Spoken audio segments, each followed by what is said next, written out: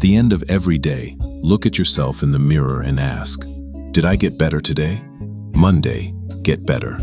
Tuesday, get better. Wednesday, get better.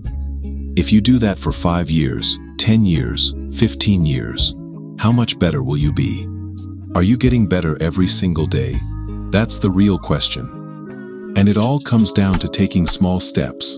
You don't have to accomplish everything in one day or even 1 week. Just focus on getting a little better every single day.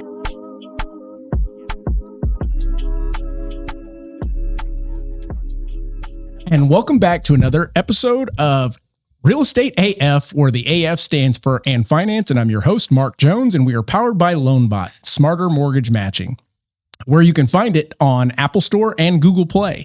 And today we're going to be diving into a topic that I think most would be terrified of actually talking about in public, because it is a very selfless way of going about life. And I say life because it doesn't just apply to your business. It applies to the way that you operate as a person, as a leader.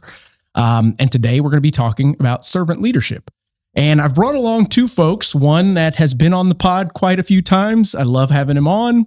And another gentleman that I just recently met, and I'm thrilled to learn more about him. So without further ado, let me introduce AJ Reygadas. AJ, how you doing? Good, man. I'm excited to be here again. Amen. I feel like I'm turning into one of the regulars. Yes, like sir. a Joe Rogan podcast. Yes, sir. Start having inside jokes, the whole nine. But it's funny, when you were talking right now, I kind of chuckled because I was like, that's what AF stands for this whole time. I'm like thinking in my head what I think it stands for. And I'm like, oh. Yes. And food. No? And then we have Rick Graham. Rick, how are you? Man, I appreciate it. I'm doing well. Yeah. When we talk about stuff like this, you mentioned he's been on it a couple times, and I was like, what does AF stand for? And food. I don't care what the right answer is. And food is what it's going to be from now on. We made a joke, but no, I'm doing well. So the whole idea behind the show in itself, we started this 3 years ago, and we've just been chugging along. We are now at 39,700 subscribers. Let's JC, go. if you want to show that up on the screen, we're still moving. Just under 40,000 subscribers, and we are talking raw, unfiltered, true experiences regarding mortgage and real estate, entrepreneurship, leadership, insurance. We talk about all these types of things. And for me, it's become this very inexpensive therapy where I get to have intellectual conversations with cool people. Saves me plenty of money there.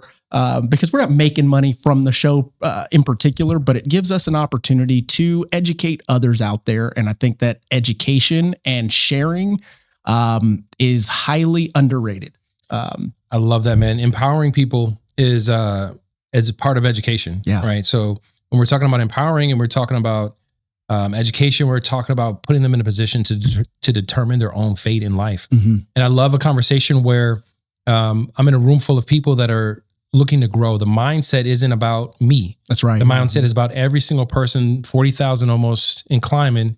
Let's hit over 40,000 after this one. But it's about the other people on the other side of this screen that's going to hear us. Absolutely. Yeah. I have to agree 100% with that. And it took us a while to get here. So this is not an overnight type concept. I think the idea is consistency and showing that we can be consistent with our conversations with the guests and our conversations, truly. But Rick, tell me about you, man. I want to know who Rick Graham is, where you came from, how you got in the business, and what you're doing now. Absolutely, man. So thank you again so much for the platform, the time, the relationships. Because that's what this life's about. This is what this business is about, is the relationships that we can create together. So snapshot into who Rick Graham is. Before anything, I'm a son of God. So I'm huge on my faith. I'm a father right after that. I knew at a very young age I wanted to be a dad. I picked my son's name out when I was 12. That's a true story. That's awesome. That's a true story. His name's Roman Graham. Nice. Right after being a father, I've always really just wanted to make a difference. So as a kid, I was always in leadership roles. I went into the military for a little while. I'm from New York originally. The military brought me down here when I met my at the time wife. Fast forward 20 years of marriage. My daughter's 27. My son's 10 at this point. It's been an amazing journey. And how I got into real estate is I lost a bet. Okay. I'm dead serious. I lost a bet. Like I don't know if you guys play cards in the middle of the night on a Friday, Saturday. We're sitting at the table, and a buddy of mine, Eli Perez, shout out to Eli. He's a good man. He's like, for a year, he'd been after me. He was like, Rick, you got to get into real estate. You got to get into real estate. I was like, what do I know about real estate? I'm renting a house. Like nobody in my family had ever owned a house. You know, There's 5 boys in my household. My mom, my grandmother raised us. Best women I've never known in my life. I hope to be a 10th of them. Yeah. Mm-hmm. You know what I mean? So anyways, he was talking to me about get into real estate. And I just, my first love in life is football. Okay. Same. So my first love in life is football. So at the time I was doing, I was a general manager for indoor football arena league. Very cool. Over 17 states. It was amazing. I was traveling. I was doing all kinds of things well taken care of. Right. Yeah. That stopped. I decided to make a change in life. We moved in a different direction. And I was in that weird phase in life where what's next? Yeah. Right. So I'm sitting there and the bills are hitting and I'm like, ooh, we got to figure this thing out. Right. So we're sitting there, we're playing cards, we're drinking a beer. And Eli just out of nowhere, like just randomly, he's like, I forgot to cash a $12,000 check. like I'm just sitting there, we're playing cards, and I'm like, just a mini flex, maybe one, right? So he's like, I'm not look at him, I'm like, come on, man, like just play your cards, let's go, you're losing anyways, right? So we go back and forth a little bit about it, and he's like, no, I'm serious. Like it's on my dresser right now from real estate. It's life-changing money, man. I was like, you go home right now and you bring a $12,000 check to the table. I'm starting real estate tonight. 8 years, here I am. 8 years later, here I am. Okay, so got into real estate. Levi Rogers, shout out to Levi Rogers. Gave me an opportunity when I didn't necessarily deserve it. Opened up a expansion market in Fort Hood, Killeen, helped open up Austin, came down to San Antonio, became a mentor for them. Went from just an individual real estate agent doing an amazing job to following a passion and a dream, which is to inspire people to greatness and then help you achieve it. I love it. Yeah. So he gave me an opportunity to become a mentor. I went from just me, myself, and I to over 100 real estate agents that I had retained, recruited, built a culture around, a system around, a process around before stepping out into big boy world and doing it for myself with Impact Realty. All here in San Antonio? All here in San Antonio. Wow. Let's go. We not cross paths. Man, well, we did. Now we have. Amen to Now that. we have. Yeah. I mean, we weren't even Facebook friends before this. And now we are. I'm like, whoa. AJ hit me with, you got to have this guy on the show. And I went, who is he? And popped on there and I went, I've got to have that guy on the show. Yeah. I love it, man. And so AJ, we crossed paths, man. Yeah. We crossed paths and it was an accident. So some people say it's accident. Some people say it's destiny, baby. Destiny. That's destiny. Yes. That's God's hands in work. Amen. In life. Yes, sir. Right. So we crossed paths and he sat me down. Like he didn't know me from nowhere. Okay. And he just sat me down and he said, like, let's take 20 minutes, catch up, introduce each other. Yeah. 2 hours later. Right. I kept on asking him, like, are you good on time, bro? 2 hours later. And we're sitting there. And from there, man, it's just been a really cool brotherhood. So it's been a great journey. I'm happy to be here.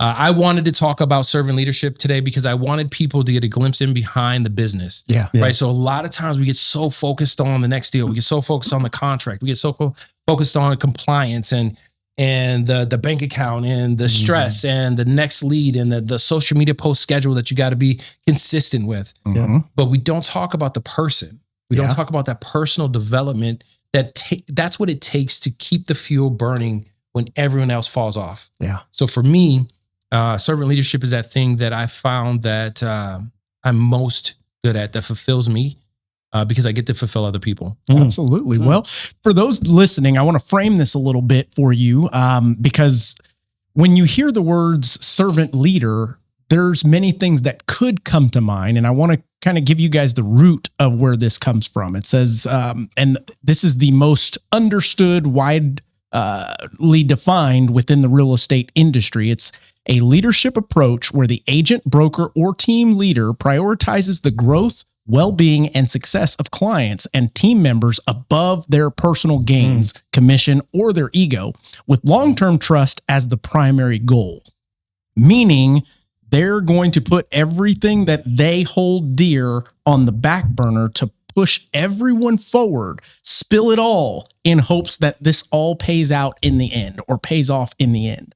Now, this concept was actually coined in 1970 by Robert Greenleaf. Don't know if you knew that or not. And he basically was a leader within the community, and this was his philosophy. He defined it as servant leader as someone who served first, then leads, which I think is pretty cool that it's been around for quite some time and now implemented, and we use it to the day.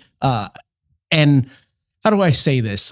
It's not necessarily to a detriment, but some can lead to their own demise in many cases if they don't do it properly. It just truly is. And those are some of the things that I want to talk about today. But I want to ask you both the first question of the topic, because we are talking about servant leadership.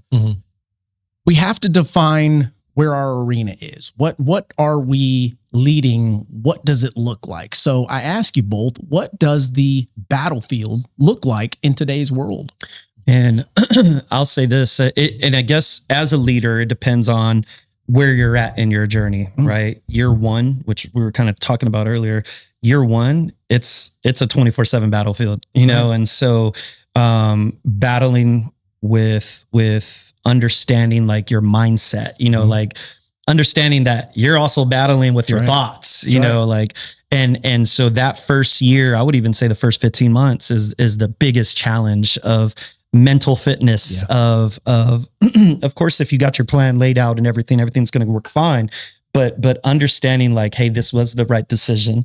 This is worth the sacrifice, and you're building something different, building something to grow that people are going to not just follow with you, but walk that path with you into this journey of an environment or culture of people that are just all in it for the same reason. Right. And what I mean by that is, you know, I've been very cautious about the type of people we bring in the brokerage, because it's like, you know, I've said it before, like I tell agents, look, I don't care if your goal is only to sell one home or 100 homes.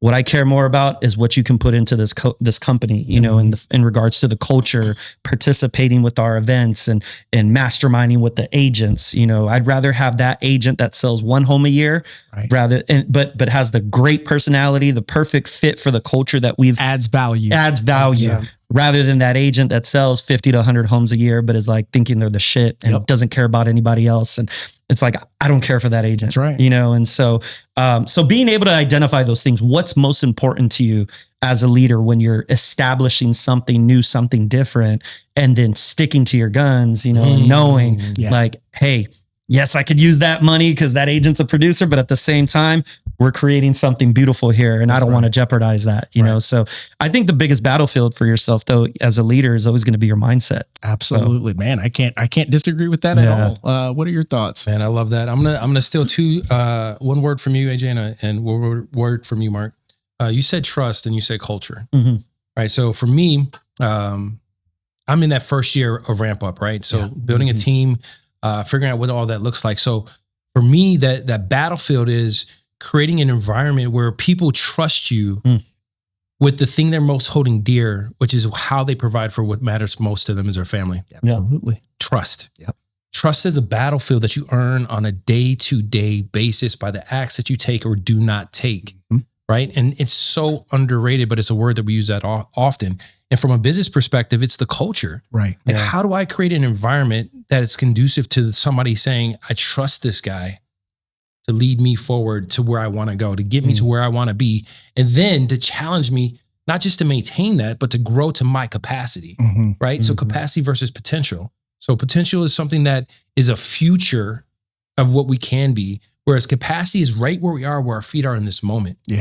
Right? So that's the battlefield for me. Like, and that's not down to downplay the fact that this shit is hard as I don't know. Absolutely. Yes, sir. Baby, if you don't know about starting a business or getting out there and doing something you've never done before, it is not for the weak-hearted. It is not for the faint. But I will tell you that this is one of the most rewarding things outside of being the first set of hands that held my son when he was born. This is one of the most rewarding things because I had a meeting this morning and it almost left me in tears because the people that trust me, the culture that we're all trying to create on our own different levels and different fields and different journeys and paths, it's there. They're winning, right? That's servant leadership. I go first. Yeah, absolutely. Yeah. So this is a question that I didn't pre-script, but it comes up right now in your conversation, which is as a producer, because you start as a producer, you can't really lead to a certain extent without going through it first. That's just my opinion. I don't believe in the whole those who can't coach. Yeah. I'm like those who did coach. The ones that did. How and at what point do you realize that that's the path that you would like to go down? Because it's servant leader, not servant producer. Ooh, does that make sense? Yeah, it does. Yeah. Well, so, and I hope I'm answering your question correctly, but what I'm taking from the question is, in 2019, I started playing with the idea of starting a coaching program for realtors. Okay. Right. That's when I was doing my seminars for real estate agents, and it really took off. And that's what catapulted me when I started First Choice of a lot of agents joining, because it's like, man, I've been following for years. I've been going to your classes, or, and so that helped me. But my initial thought, my idea initially was I wanted to start a coaching platform. Okay. Never thought about starting First Choice Realty or anything like that. Like that was never in the future plans. That just kind of stumbled on me through frustration. Makes sense. Right? Through frustration during 2020, where it's like, and I still talk about this broker till this day, that he's the best broker I've ever worked for. But at the end of the day, I was able to identify, like, man, at the end of the day, you're transactional, like to them, and so it's surface level. And granted, he was always there when I needed him, which I've instilled a lot of his leadership values, but at the end of the day, it's transactional, it's surface level, and so I remember there was a question I brought to him about, and I'll just say it, so when the shutdown happened in 2020, I had so many things going on in my life, just like everybody, right? Yeah. I had an agent on my team that I had to deal with on January 1st, then COVID happens. We had 14 deals in escrow, and in a matter of a week, 10 of them get wiped off, and so it's like, if you don't have a 700 credit score, you're not closing. DPA's frozen. Furloughs are happening. It was all just happening in a matter of a week. So then that happens. And then my cap starts over at the brokerage that I'm with, right? So now I'm on the hook for 19 grand. Then my top agent on my team says, hey, I'm going to a flat fee brokerage, right? So then that happens. Then me and my girlfriend break up at the time. And so I'm just like, oh my God. Then the very next month in April, so now the shutdown happens, and now it's all over the news. So it's like, there's this dark cloud on the Reygadas group at that time, where it's like, shit's just happening everywhere to AJ, and so I wasn't in a pity me moment, but it was more of a, how do I get out of this? Like I'm going through a season right now, which actually this tattoo, it tells my season from 2020, but going back to what I was referring to, the way that the thought of starting the brokerage was on May 5th, when they opened the doors back up, right? When the shutdown ended. And my broker goes, here you go. You got an outstanding balance for your office space here for the past 2 months. And I was like, we couldn't even come to the office though, man. Like, you're still going to charge me for that? Wow. And it wasn't even so much about how much it was, right? Because it wasn't much, but it was more of the principle of like, dude, you're still going to bill me? Like, I couldn't even come here, And that's when I really started looking at it as, okay, this is a corporation, right? And it's a corporate mindset. And so these thoughts just started flirting in my head. Like, you know what? Like, I can see if I had a brokerage, I would treat my agents this way. I would make them feel like family, and just making sure they know that it goes beyond how much you're making from them, And so those thoughts started flirting. And then I remember having a team meeting with my team, and I was like, we're going to start a brokerage. What are we going to call it? But we're not starting it till next year in February, when my cap starts over. That's right. Because we're 100% for the rest of the year. Plenty of time to come up with our logo. So that's when the name, the logo, it was all compiled. I didn't come up with none of it. It was my team at the time that came up with all of it. But I guess the point is just understanding, like, that if you have an opportunity, a platform to and you have that servant leadership values, then jump with it and run with it and just put it all on your faith. Yeah. You're a Christian man, like put it all on your faith. And I'll say this, everything happens for a reason at the time that it happens. Yeah. Because if this opportunity would have crossed my path, back in 2015, oh, dude, I would have crashed and burned. Yeah. Because at that time, I was the age of Reygadas that was cocky, arrogant. I thought I was the best agent in the city, one of the best in the country. Like, I was above everybody. Dude, 2015, we both did. Bro, both did. I thought I was better than everybody. Couldn't touch me. I had my face on everything. and it was me being led to my faith. Yep. I was in a relationship at that time, and she was like, "I love you for the man that you are." She's like, "But you're missing God in your life." And I remember chuckling. How powerful is that? Chuckling when she said that, like, okay. Wow. And she asked me to go to church with her. I go to church with her. I thought it was the weirdest thing ever, a non-denominational. Yeah. So I go to CBC and I'm just like, this is weird. She's like, wear whatever you want. I grew up Catholic. Yeah. I had to wear a suit and tie to go to Stand church up, on sit Sunday. down, Yeah, stand up, sit formal, down. which my ADD had never worked, But she was like, what did you think? I was like, it was weird. Like, I'm in my jeans. Everyone's singing for 30 minutes. The pastor only speaks for like 20 minutes. Like, it was just weird. It's big here. Everyone's chanting. Yeah. And, man, it changed my life. Like, somebody caught the Holy Ghost right next to me, bro. It changed my life. My whole perspective on life, on leadership, on fatherhood changed. And that is when, like, people praise me till this day, like, oh, you're such an amazing dad. I'm like, y'all didn't know me before.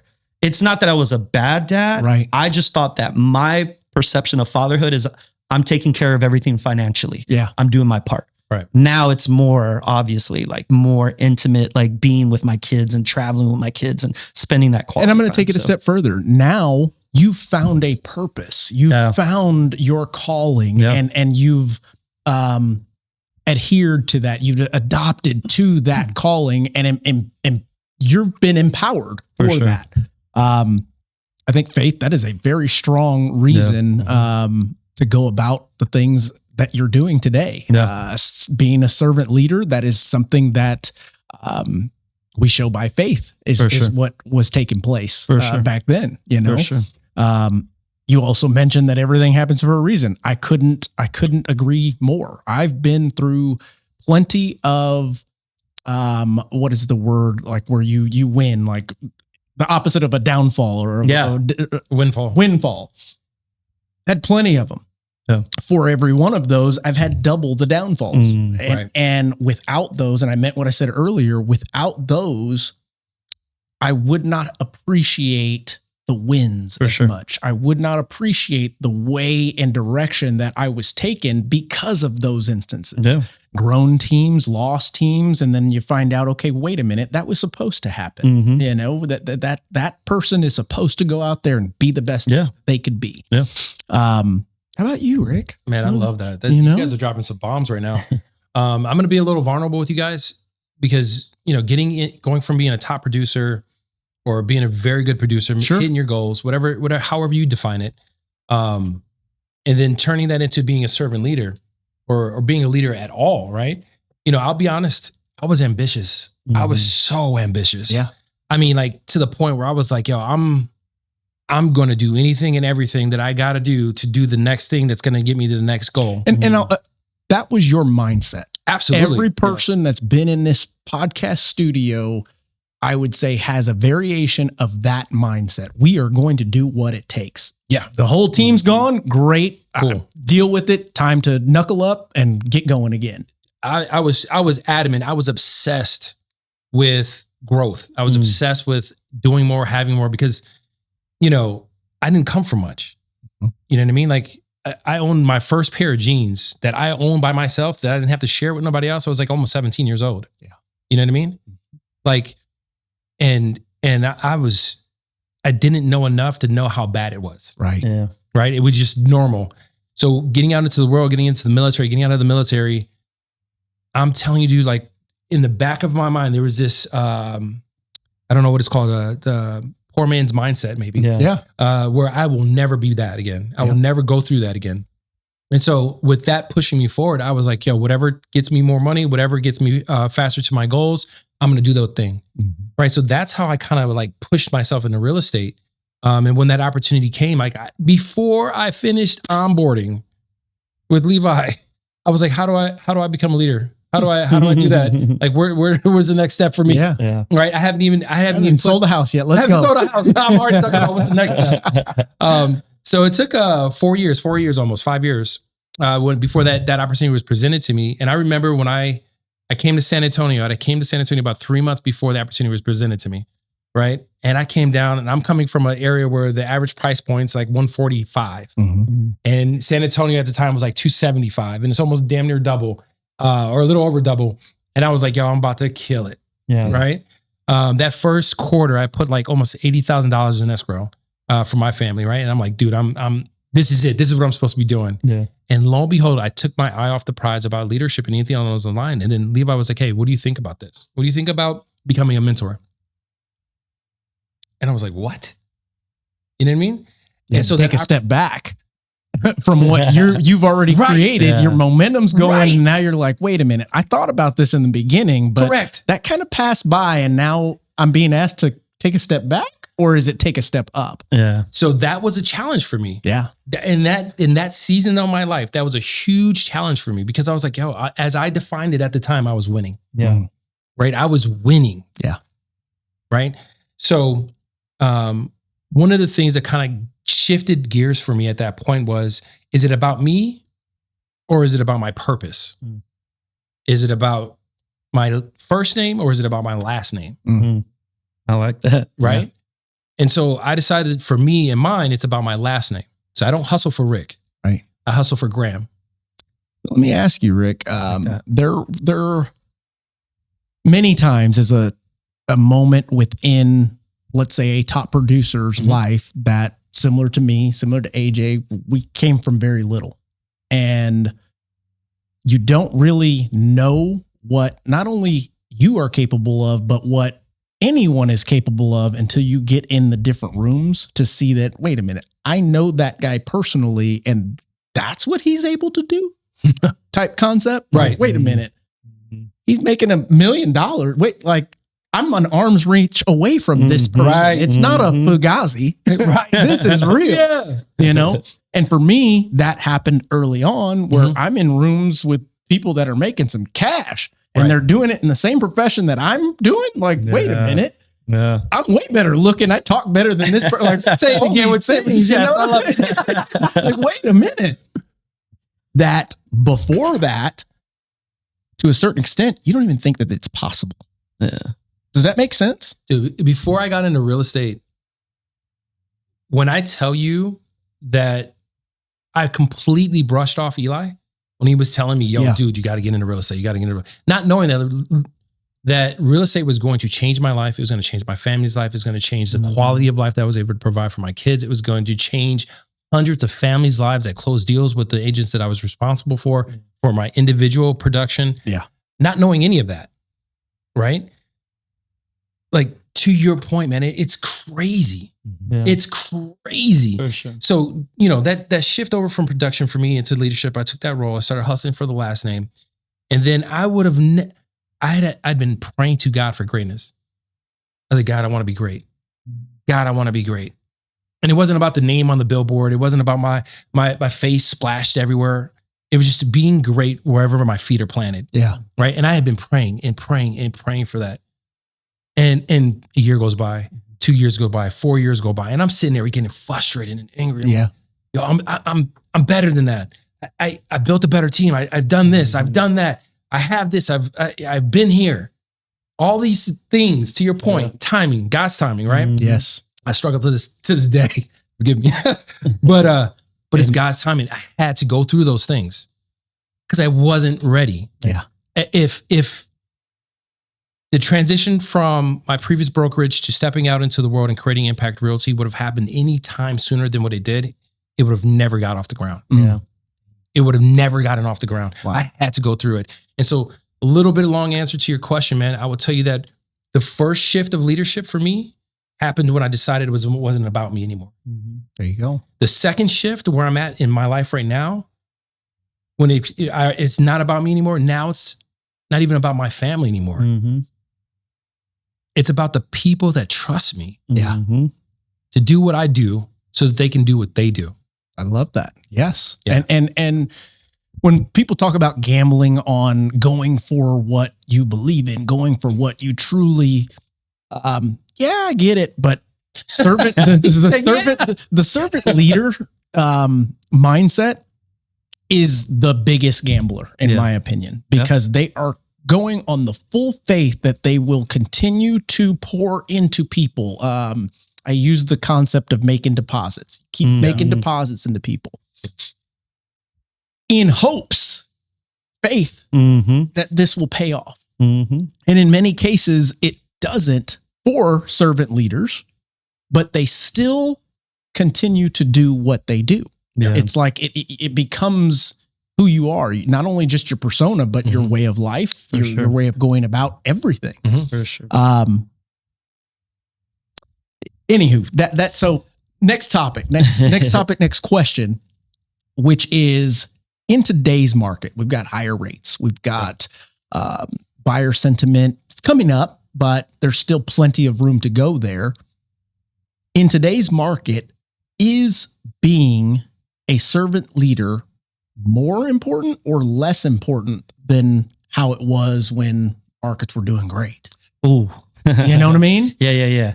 I definitely think that it's more important. Okay.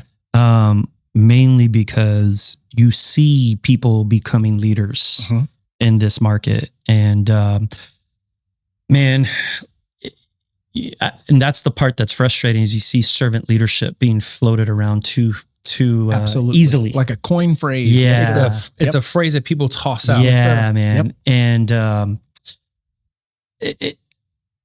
I think that with today, it's more important because you tend to see the realness out of people. Like there's no faking it. That's right now. You know, we're not in a market. Nope. And where everyone can post can't do both. You know, that's right.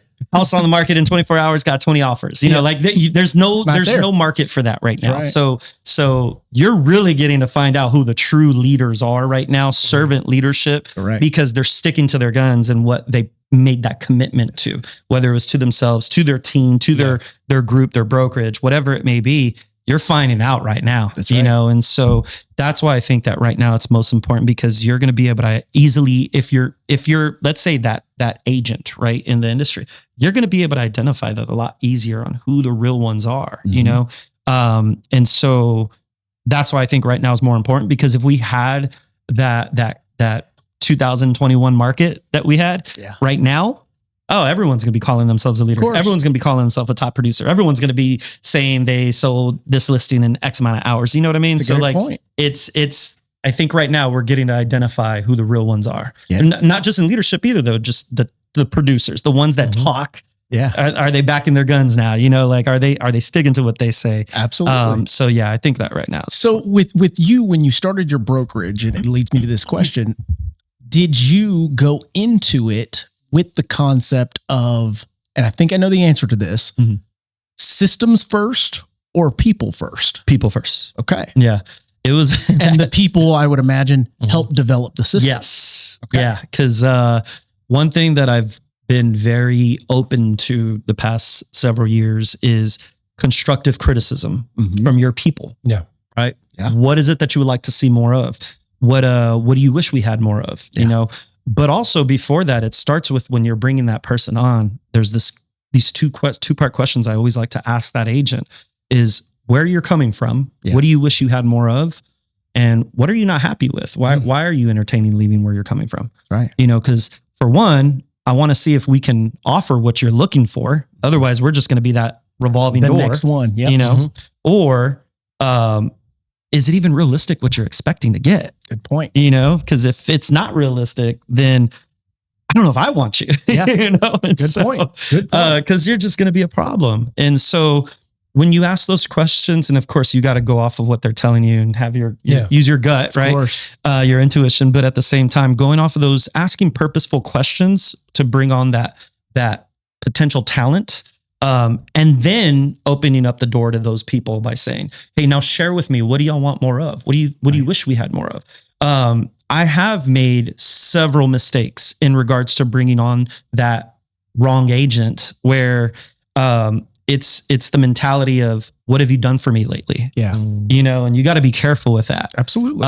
Because that not only is a problem, it can become a bigger problem because that cancer is infectious. It spreads. Yes, sir. It spreads. Also, you're just never going to satisfy that person. Right. I was going to say that agent, but that person, they're never going to be satisfied.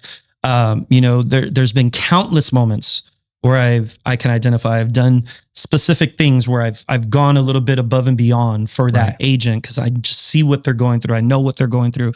And then a month or two from then, it's like, yeah, but what have you done for me lately? Absolutely. Not necessarily saying those words, no, but you're that right. mindset, You're right. So yeah, being careful with that too is very important. So Rick, have you ever gone through something similar to that? Because I personally have, and nothing kicks your belief of why you set out to do this and the path that you're on, and makes you question things when something like that happens. Absolutely. You've got these folks that you're pouring into, and the most important thing to them, fast forward, is, what have you done for me lately? Yeah, absolutely.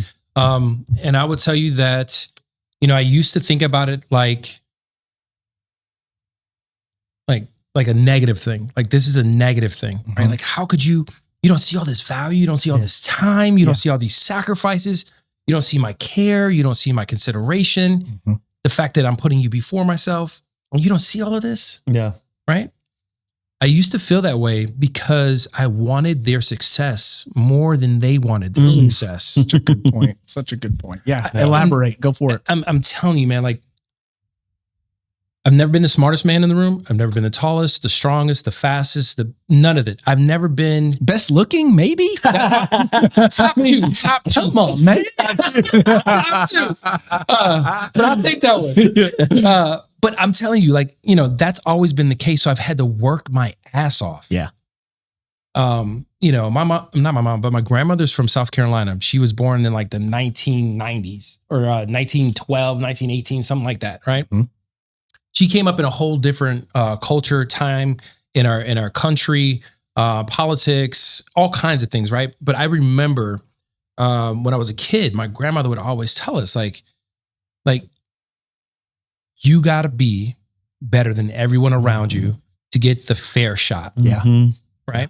Right, wrong, or indifferent. And I'm not saying that's today. I'm not saying it's applicable to this moment, but I'm telling you that's how I grew up. Right? My grandmother, she'd be sitting down in the basement with little brown bags, trying to hide her little beer that she's drinking that she's not supposed to be drinking. And she on her medication. Something I would do. Hey, I'm dead serious, bro. And she's like, shut that door, baby. And I'm sitting talking to her.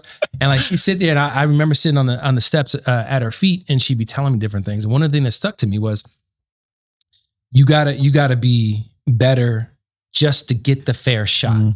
Right? Yep. So I say all that to say, that's how I approach my business. Yeah. That's how I approach my life. That's how I approach my family. Yeah. That's how I approach myself. Like, I hold myself to an extremely high standard, to the point where it may be unhealthy at sometimes. Right. But I realized that I felt so negative about the fact that these agents, when you pour into them and you're doing these things and you're sacrificing, you're giving, and somebody told me this, the tie always goes to the runner. In our business as leaders, that's our agents. Yeah. Right. And that's how I came up in the business. Yeah. And it wasn't until I realized that I wanted their success more than they wanted their success for themselves. And it wasn't until I realized that I can't do the work for them. Right. And I have to be okay with a true, authentic look in that mirror. When I wake up in the morning, disregard the messy hair and the dragon breath. You know what I mean?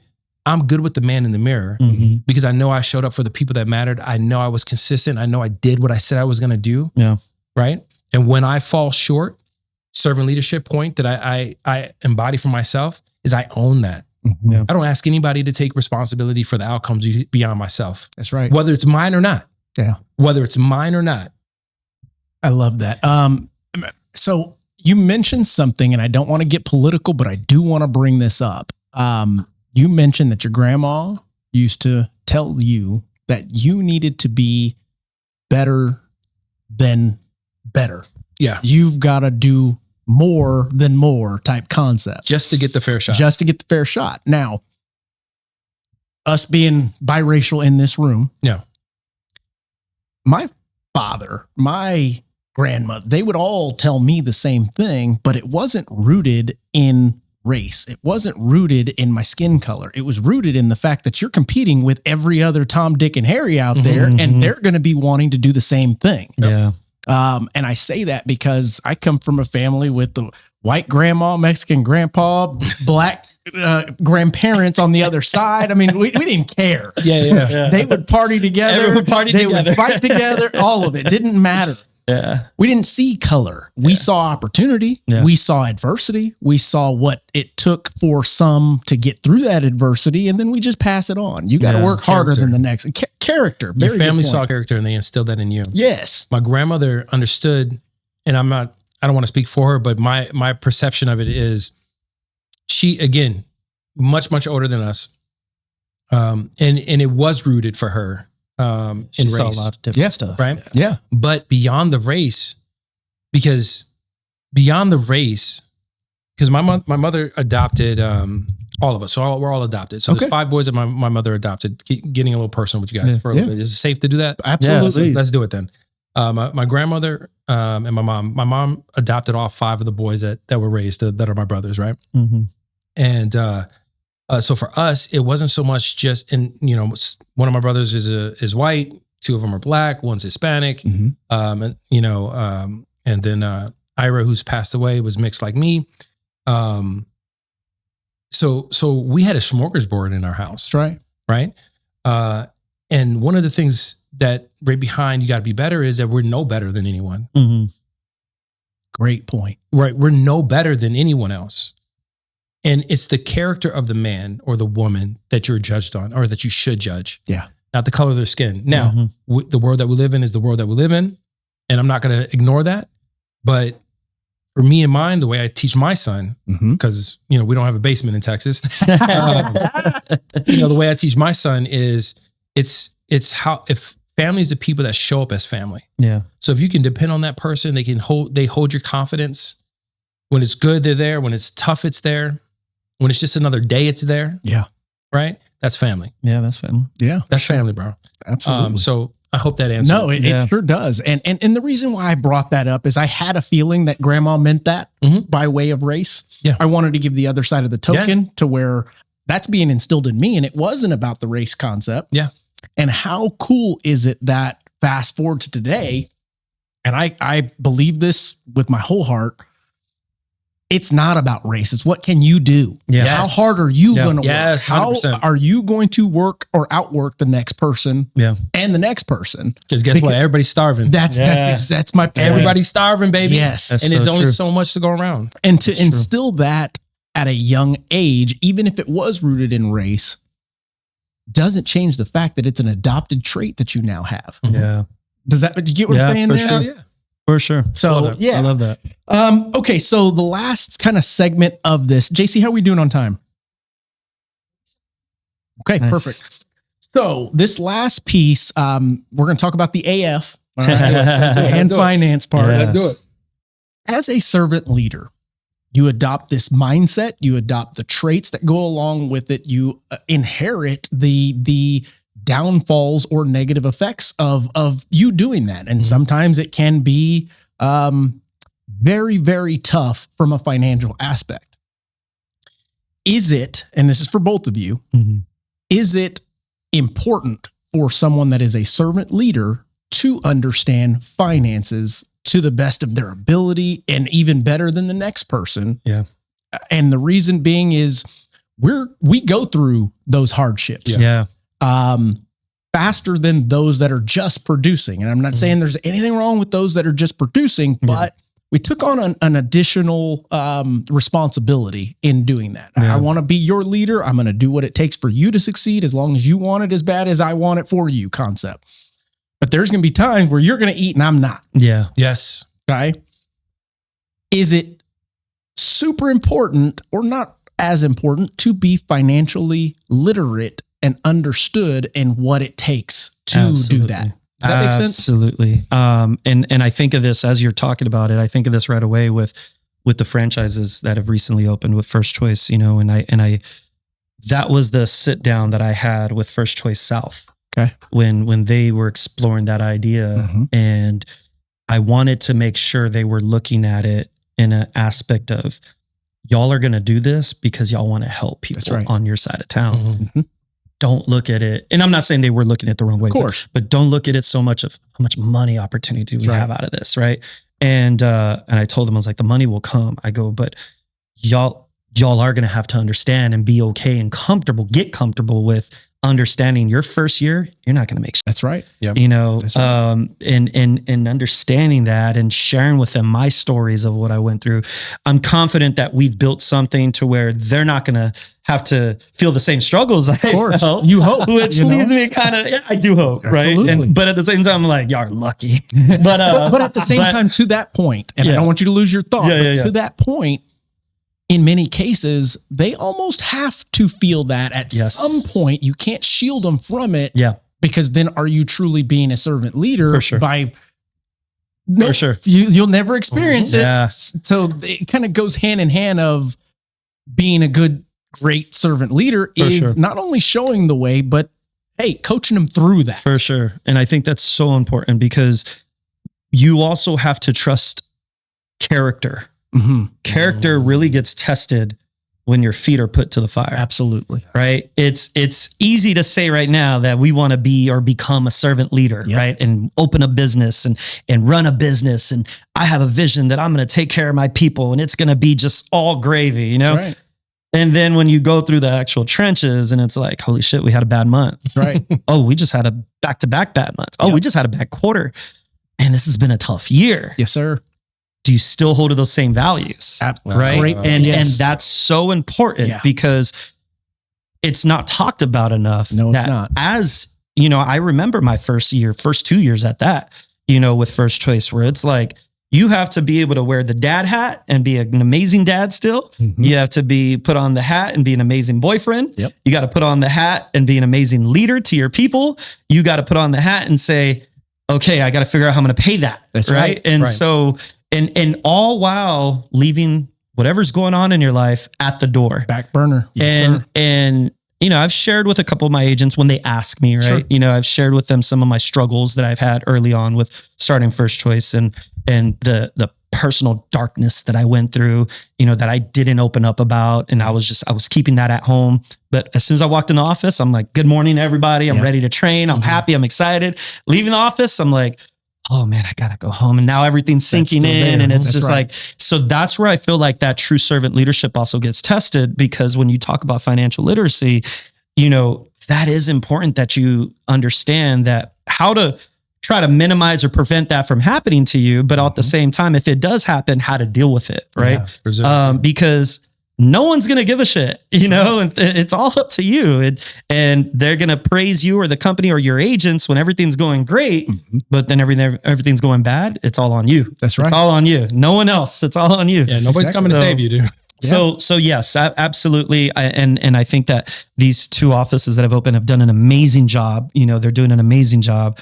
But I wanted to make sure I had that conversation with them on like, hey, I want you to understand, if you make money from it the first year, great. Yep. That's a blessing, right? Yep. But don't go into it that first year thinking you are. Like, go into it thinking like it's going to be a challenge. We're going to have to make some financial sacrifices, you know, at home with the family, whatever it may be. But it's because you're building for a bigger cause, a better cause, you know? And so, you're gambling on yourself. Yes. You're gambling on those around you. Absolutely. So Graham, for you, because we're on the concept of financial literacy, servant leadership, and today's market.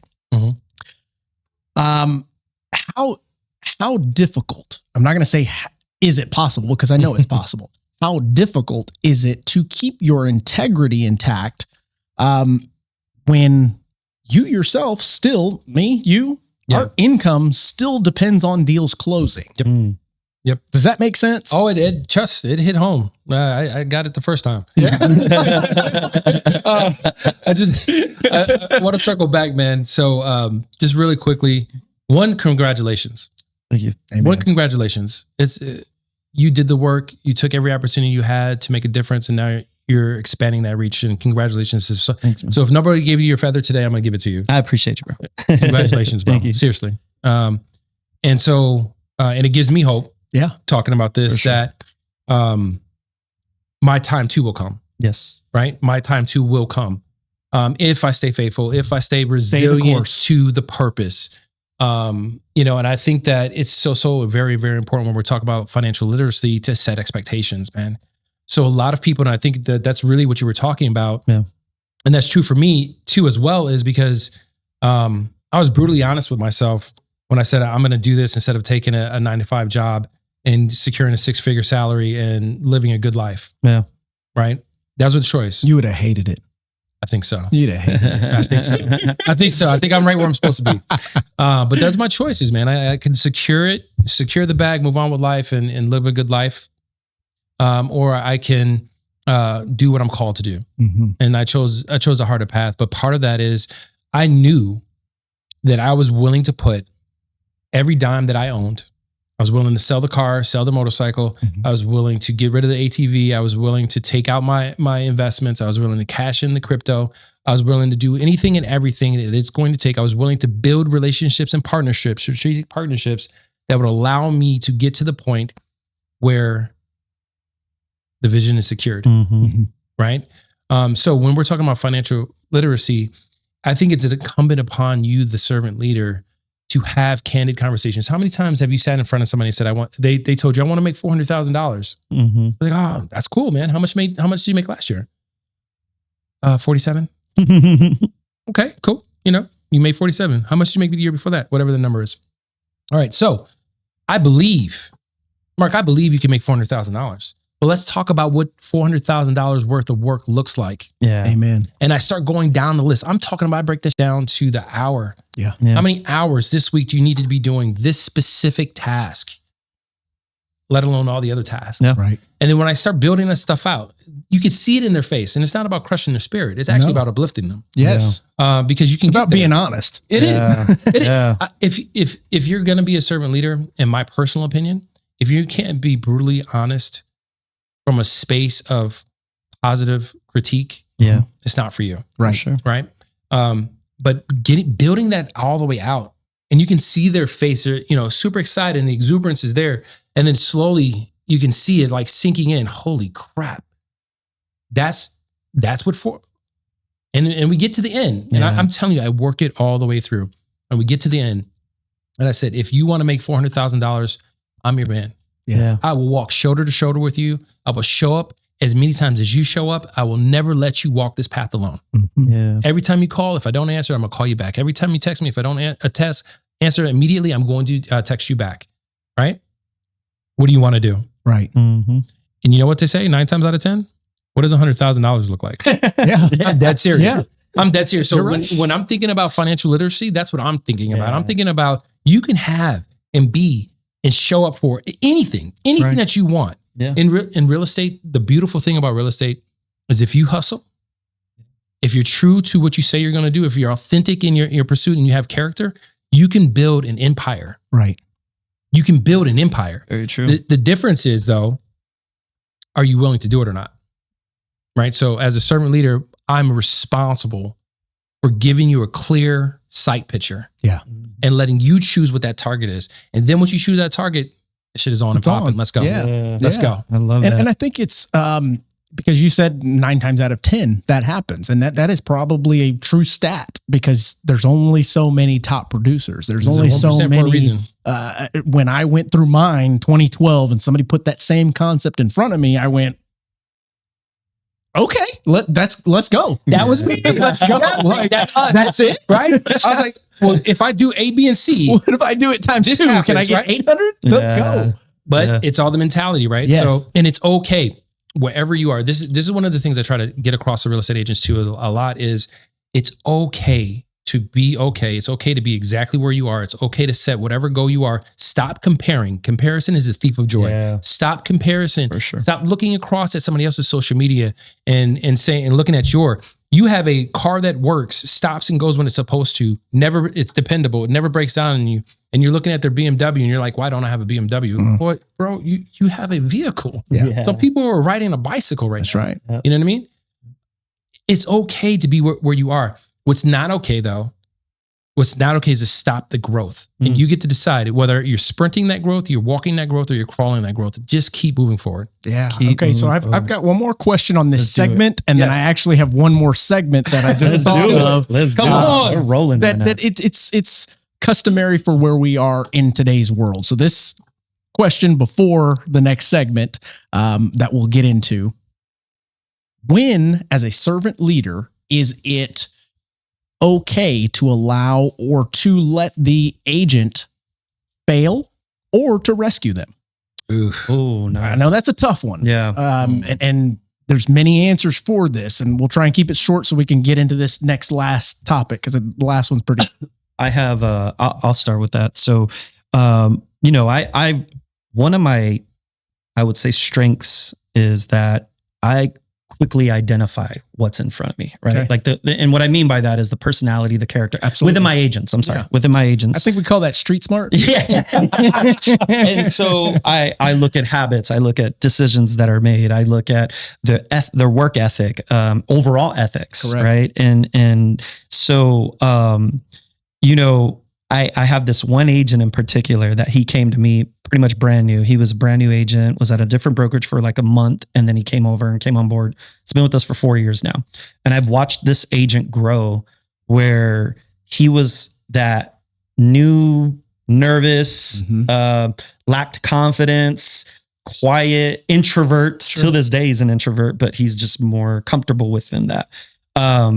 And I would make the agents do script practice. This is something they hated, that I would just put them on the spot, and they never knew what kind of trainings we were going to do back then. So I'd be like, all right, we're going into role play. So how do I handle this situation? AJ's like, neither did I sometimes. True, true, actually.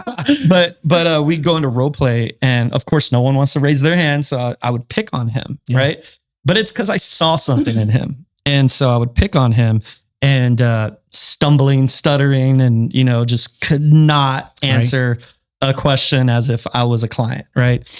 And fast forward to this day, which over almost 2 years now, he's increased a lot, but he's my best cold caller. Wow. He's got the most listings in the office, because he calls on expireds and FSBOs. And so seeing his growth, he's still young too. I want to say he's 28 now. Okay. And so seeing his growth, seeing him experience what it's like to make money, seeing him experience what it's like to be that single bachelor.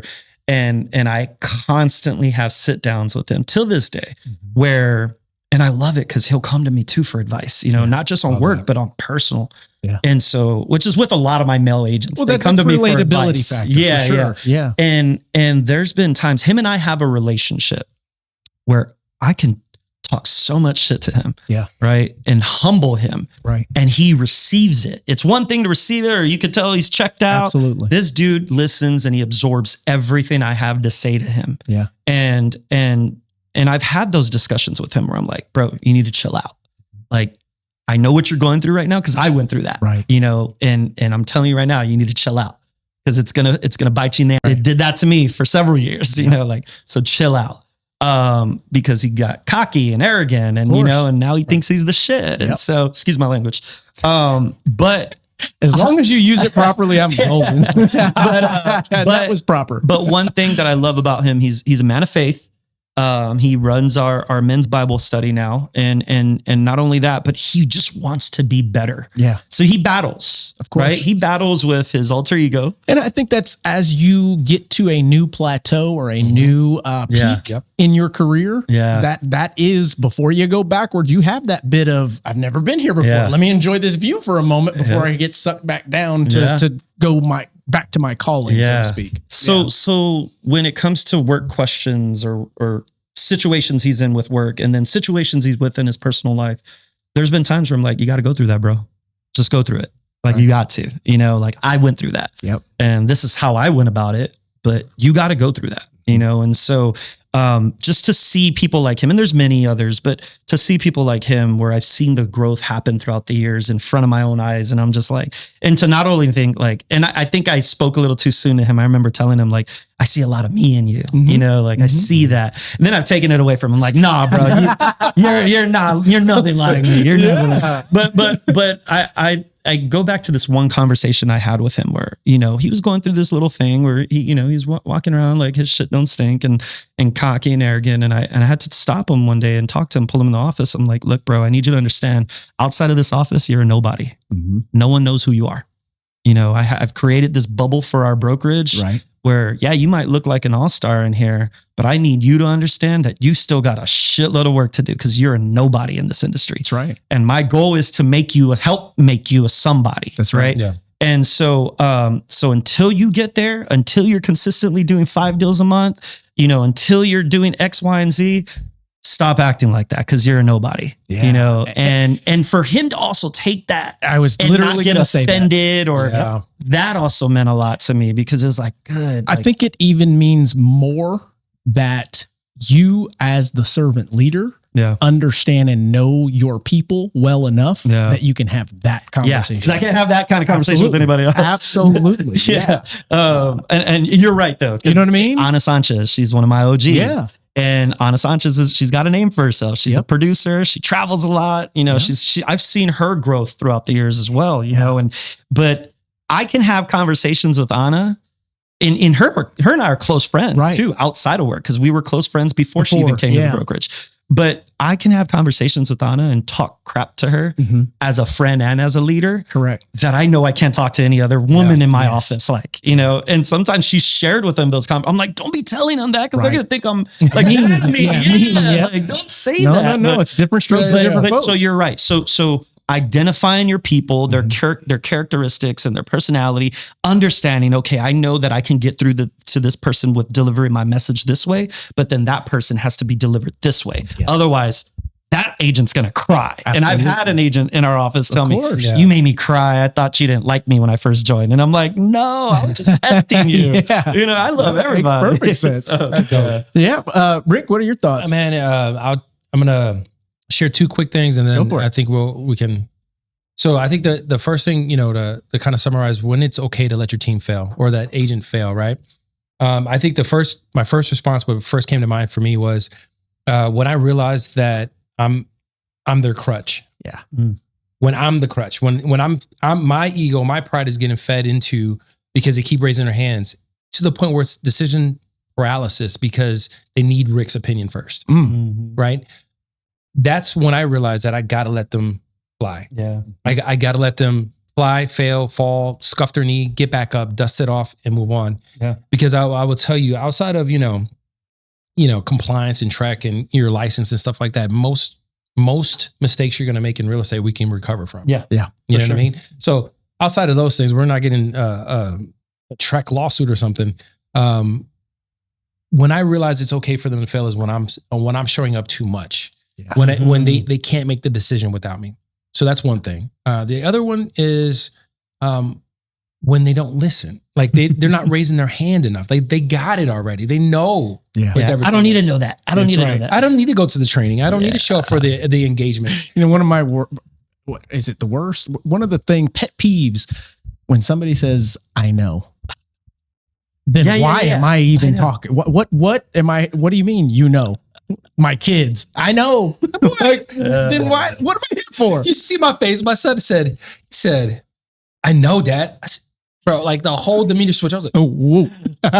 Oh, you do, huh? You know something, do you? Yes, sorry. No. But to your point though, and it's not from an ego standpoint. It's more along the lines of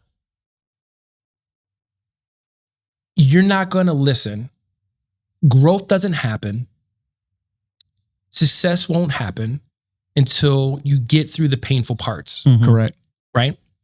And sometimes, unfortunately, it is what it is.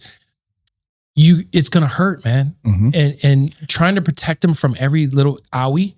Like my son's mom is the mom. She doesn't want anything to happen to her baby. Right. And rightly so. That's her baby. I get it.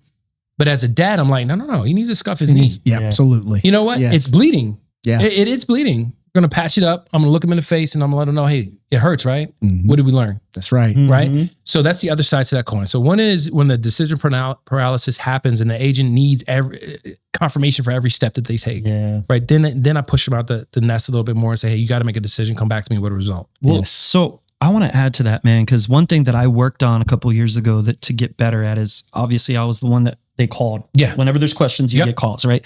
And I started realizing, man, sometimes some of the same agents are asking me the same questions over and over when they call me. I'm not doing a disservice to them. Correct. I'm being a disservice to them by just answering that question. Right. That's right. Yep. So I got better at, well, what do you think it is? Boom. Yes. My coach What at do you a think certain it point is? in time in my career taught me the concept of being able to say no, permission to say no, Right. but never tell what you can ask. Yeah, that's true. It's Right? true. And I think of this one agent that I have right now that that she'll call for almost every little question. And what's funny though too is because they have their relationships with the other two franchise owners, the broker associates in those offices. So we made it a thing where it's like you call any of us. Sure. You know, like any of the agents Yeah. from any of the offices can call any of us, right? And they don't realize we all still talk about who's calling. So we'll be talking about this agent A and agent B, and they're like, yeah, they called me and asked me the same question too. And I'm like, they're calling you and asking the same question. What answer do you give? That's the same answer. I'm like, why are they testing to see if we're going to give different answers? I don't think they're testing. Yeah. They're looking for the answer they want. they want. And so, That's so a great way to put it. So I had to sit down with this agent and I told her, I was like, look, I've identified, and which is important to do, right, with our agents, is Right. I've identified you have mentorship and leadership skills Yeah. that are being created here, that you have potential to continue to create. Yeah. I'd like to make you one of our mentors over the next several months. You know, is that something you'd be open to exploring? Yes, absolutely. Right. So, okay. With that being said, Mhm. I need you to stop calling and asking so many questions. There you go. Because it's not that you're calling and asking these questions. It's the type of questions you're calling to ask. Correct. I feel you should know these by now. And it's more of a, you already know the answer to this question. second guessing. Right. Yeah. You already know the answer that to this. validation that they need. You're It's looking yeah. for validation. Yeah. That's it. Validation. And Every time. so I told her, I go, with that, because now that we both agreed that this is something we want to explore, with that, we are going to start going down this path the next several months of equipping you to become a mentor, start thinking like a mentor, start thinking that way like a leader. Yeah. So with that, don't call to ask me some of these questions. I like want you that. to try Yeah, to that's figure it dope. out. No, that's And just if you're not empowering. 100% Hell yeah, on it, then call me and ask me, you know, but I need to know that when you do become that mentor, you're not going to be calling to ask me questions that they're asking you, because that's what you're getting compensated for. That's right. And I want you to be able to know how to answer those. So Right. yeah. Man. That's good. Okay, so this last segment, it's actually just one question, and then I'm going to go into our normal that we're doing now, which is the hard reality, Spitfire, Mhm. just yes, no, what have you. But does technology make being a servant leader easier, or does it make us lazier? Oh. Does that make sense? I feel like it could be both. I totally agree Yeah. with that. Because it's more accessible, Yep. right? And so, yeah, it's a quick, easy fix of accessibility. But with it being so accessible, there's a lot of stuff that's just not correct, Yes. you know, or that's not. And now referring to technology specifically, it's not human, so it doesn't have that I don't want to say emotion tied to it, but the thoughtfulness, The deeper. Yep. exactly. And so it can be a double-edged sword, man. It can work to your benefit in all aspects, as a leader, as to something to equip your agents with, whatever it may be. But it can also be that clutch, Yeah. you know, that we talked about. So Absolutely. I think, you know, I'm not a fan. I'm a fan of technology in my personal life. I was never a fan of technology in my business because I was such a control freak. Sure. I'm just calling it what it was. That makes I was a sense. control freak, right? So like I wanted to have control over every aspect, every conversation, everything that's being sent out, every document signed. And it wasn't until I realized that AI technology is nothing different than your email, your CRM, Mhm. the calculator that you still use to Yeah, figure out what that's your right. commission is every day. Every time you have a transaction, it's simply a tool, Yes. right? So if we're going to get lazy using a tool, well, you would have already failed, Amen. right? Good So point. technology is not going to take away from the fact that you still have to show up. You still have to have the conversation. You still have to have the answer. You still have to solve a problem, and you have to add value to somebody else's process. And the difference now in our world, my personal opinion, is if AJ's using technology and Rick Ram is still with a pencil and a piece of paper and his typewriter that he has to hit with one finger because he Yep. still can't type quite yet. Boy, I'm like this. I'm trying to get it done. AJ's going to get to the finish line. Yeah. AJ's going to be able to add the value. AJ's going to be solving the problems before I even get to the process of elimination to figure out how to get there. Yeah. So what I would tell somebody listening to this is, if you think that technology is going to allow you to be able to sit back and go like this, you're sadly mistaken. That's right. Right. And as a servant leader, I would be remiss if I didn't say, yo, if you want to win, everybody on my team, I had this conversation this morning. Every single person that's on this call right now said that they want to be successful. You said, and your definitions of success are all different, but you said you wanted to be successful. You said you want to win. You said you want to have an impact. You want to have influence. Yeah. Right. You want to serve people. You want to help people. Well, is it about you or is it about them? Because if it's about them, we're going to use every tool available. That's right. To be the first person. Good point. Yes. First, like first that. to the call, first to the client, the speed to the lead, however you want to put that. We're going to use every tool available to be that first person to them. Yeah. That solves their problem, that adds the value. So that's my takeaway. That's a like that, great bro. response on that. Truly is. Man, I was going to add something, but you covered it. I'm like, okay. Yes, sir. He's an amazing speaker, bro. Yeah. Like, he's an amazing speaker. Absolutely. Appreciate it, fellas. And the idea of, and I'm going to take both of what you said to say the following. I believe that technology, AI, will either help that servant leader rise even further, their reach further, or it will quickly out those that are faking the funk. Yeah. Because it'll be obvious type concept. Yeah. I love that, man. So now let's get into rapid fire for this section. And we just started recently adding this to the end of the podcast. Yeah, I saw that. Makes for some good content because you don't necessarily get to explain your Sure. answer. You Let's just do it. need your answer. Yeah. We've got 4 questions. We're going All to right. run through these real quick. So what is one lie in the industry that tells us about leadership? Man, I'm already messing up on this one. One, I didn't say it would be easy. say it again.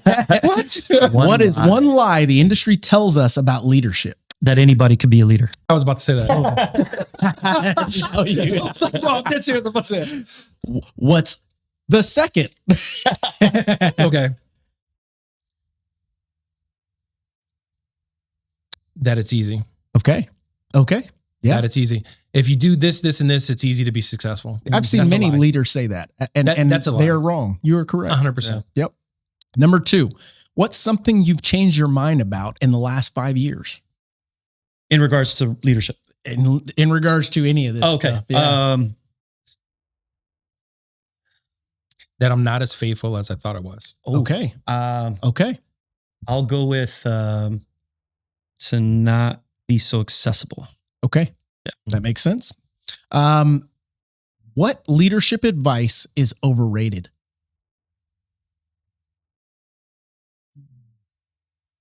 Leadership.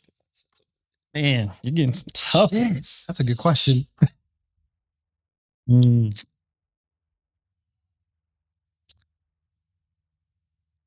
If it helps, the next one's super easy. But What leadership? Ask the question again so I can hear it. What leadership advice is overrated? Don't trust someone that hasn't done it themselves. I love that. Yeah. that's a good one. Yep. Yeah. Shit. Yep. Every dream's not a dream. Okay. No need to explain. That's good. I like that. Okay. So here's the last softball. Would you come on? No, we don't want wobble balls, bro. Would you rather have a loyal average agent or a high producing selfish one? Loyal average for sure. Loyal average. Yeah. For sure. They're the They ones ca- that carry the torch. They're That's the right. ones that, it's so crazy, man. Let me just add to this Please. real quick because Yeah. it was a very aha moment, but I think it was also an oh shit moment for a lot of my agents. So every month I do a leadership meeting with just my top producers. These are all my cappers, right? So these are the ones that tend to be the loudest, right? And we're in our training room and it's about 15 of them and 20 of them. And we're sitting there and we're going through mastermind because I do mastermind for them. So that way they can be in the room with just each other masterminding. But I told them, I go, does anyone know who the poster boy or who is the reflection of what First Choice stands for and who we are. Mm.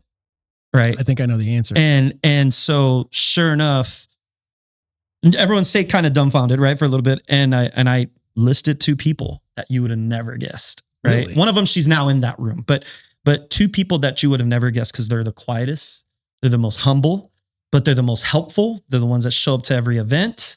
One of them's gone from doing 2 deals, 3 deals a year to now she's one of our top agents, you know. That's amazing. But I listed those 2 names. I go, they are the perfect example of what this brand stands for. And I go, it's not to shit on any of you, to Right. say that y'all aren't valuable here, but I need y'all to understand as my elite agents that is what makes me really happy, is to see people like that here running with our First Choice flag. That's right. You know, like, what's beautiful about that is there's somebody in the room.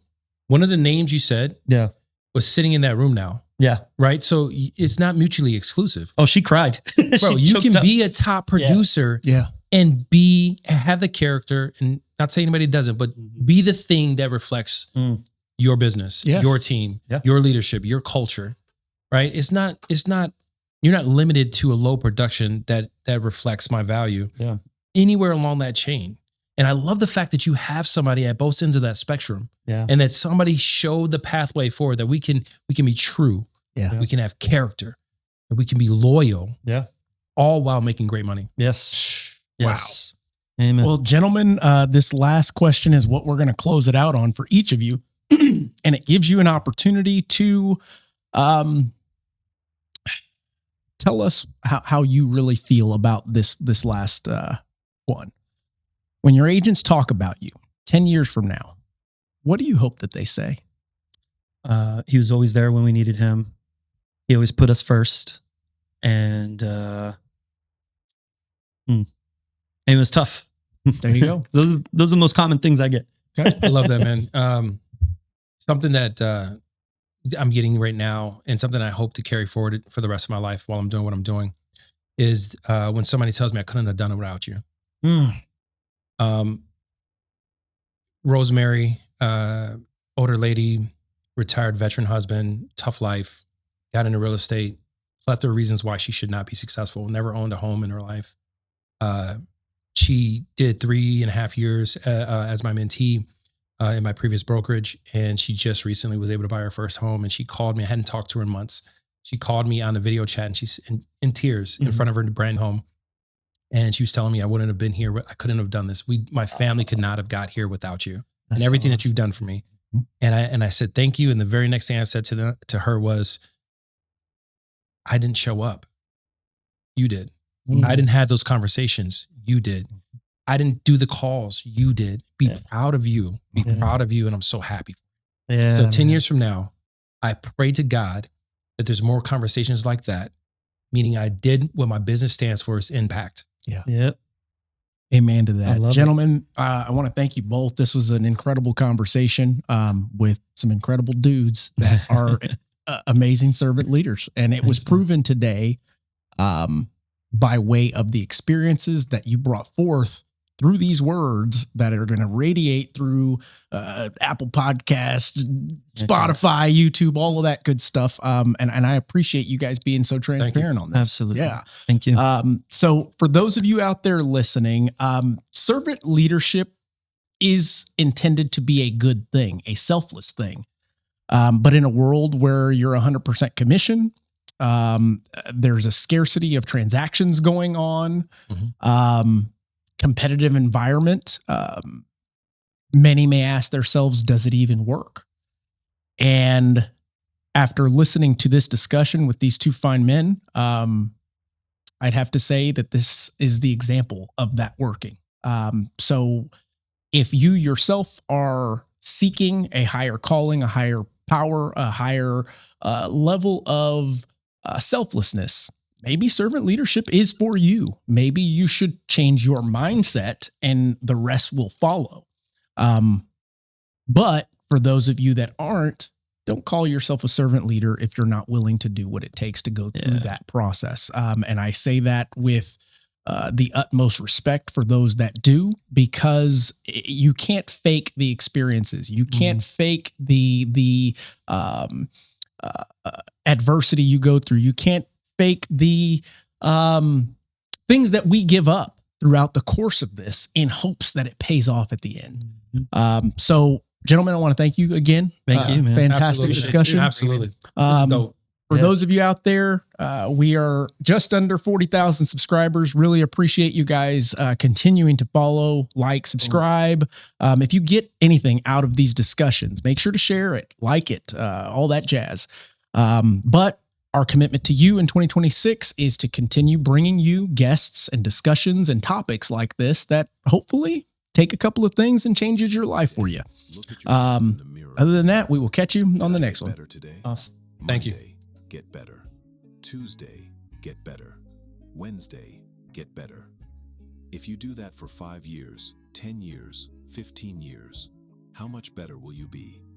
Are you getting better every single day? That's the real question. And it all comes down to taking small steps. You don't have to accomplish everything in one day or even 1 week.